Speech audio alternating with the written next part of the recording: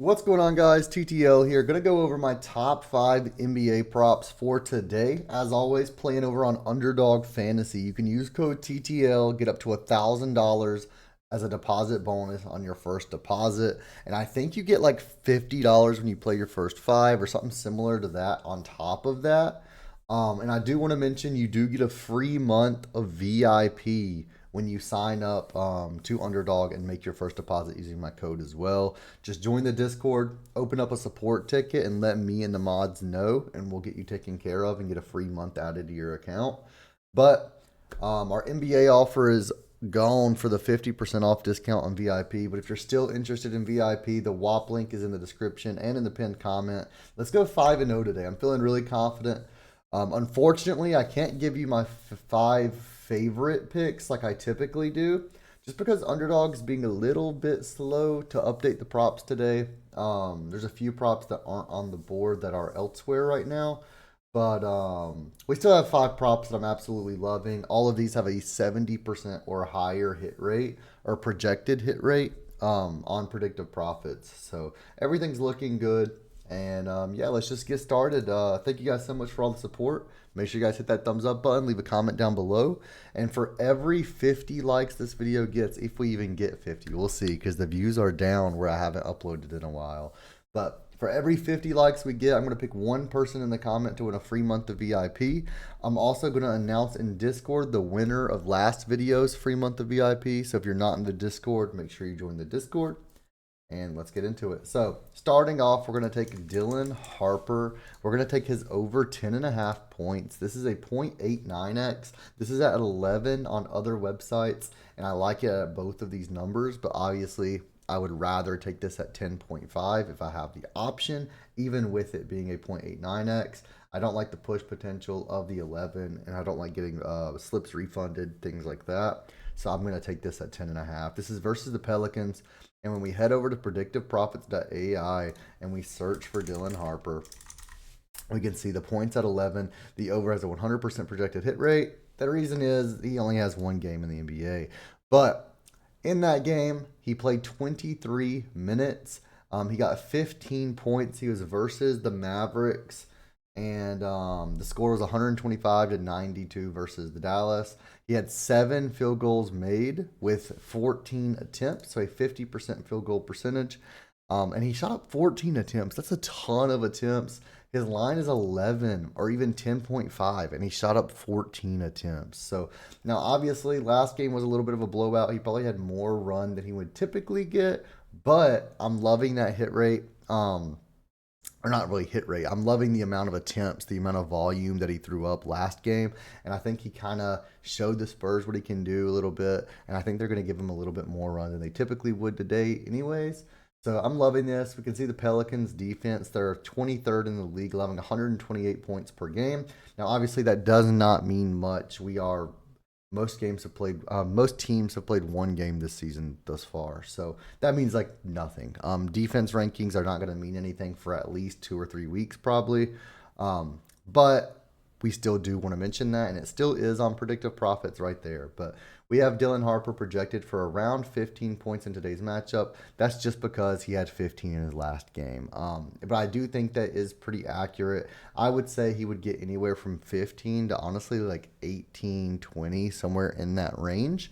So with him being at 10.5 or 11, depending on where you play, I'm loving the Dylan Harper over 10.5 points. Next up, we're going to go ahead and take, let me see which one's actually on the board.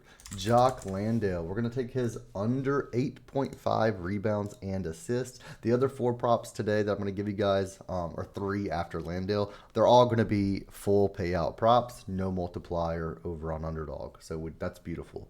But Jock Landale, under 8.5 rebounds and assists. And when we search him up, we can see, let's go ahead and sort this by hit rate. We can see Jock Landale. We can see both his points and rebounds and his rebounds and assists. I'll go ahead and take a look at both of these. I didn't notice the points and rebounds earlier. Maybe that's a better line that I just didn't see. But it's at 15.5. It looks like that line's not on Underdog yet, but I'm sure it will be later. But when we take a look, he had 7 attempts last game. He went 3 for 7 this season. It was 128 to 122 versus the Pelicans.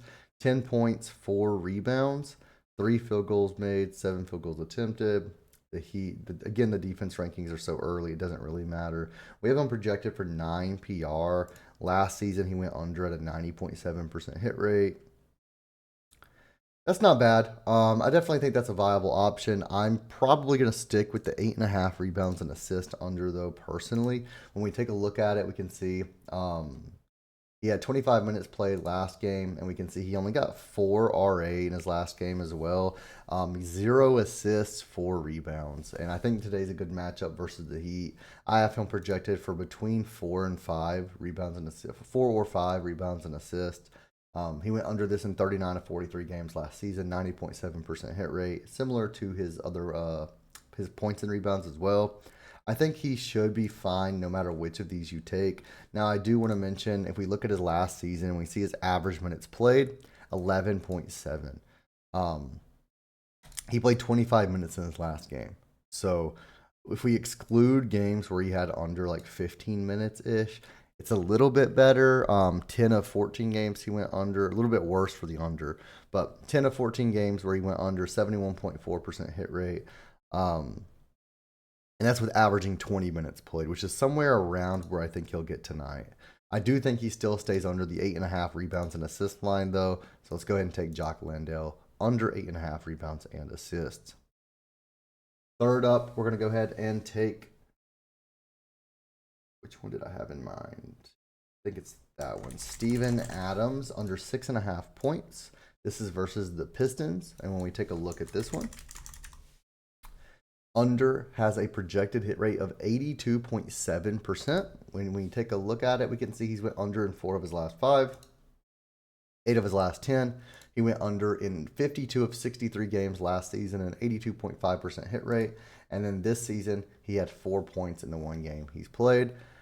He played for 37 minutes in this game, which is crazy.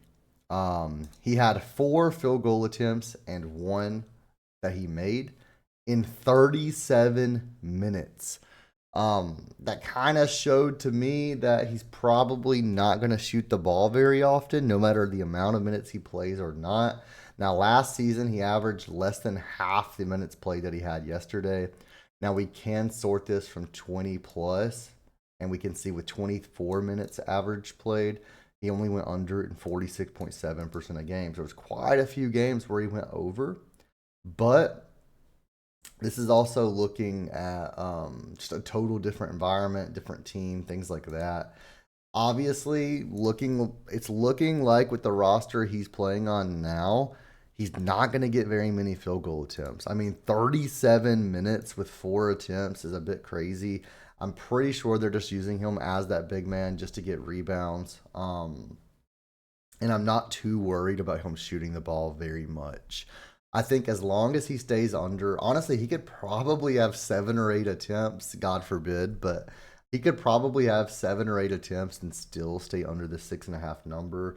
He could probably have 10 attempts and still stay under this number, honestly. But I hopefully he stays at either 5 field goal attempts or less, and hopefully he can just cash this under 6.5 points for us. And again, the team defense rankings don't really mean much, but the Pistons are 6th in the league for points allowed. They allowed 115 in the game they played. So we have him projected for 4.4 points in this matchup, a projected hit rate of 82%. We're going to take the Steven Adams under 6.5. Next up, we're going to take Castle. We're going to take his under 6.5 assists. I thought these were all unders so far, but we do have one over, and our last prop is going to be an over as well. But when we take a look at Castle, we can see these under 6.5 assists has an 82.34% projected hit rate.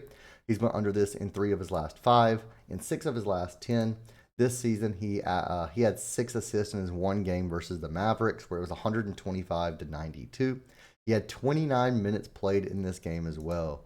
Last season, he went under in 71 of 82 games, an 86.6% projected or hit rate last season, and that's with an average of 26.5 minutes played, which is beautiful. I do assume that he's going to play anywhere from 22 to like 31, somewhere in there. Obviously, it's a very wide range right there, but anywhere in that range, and I do think he stays under this, anywhere in that range as well.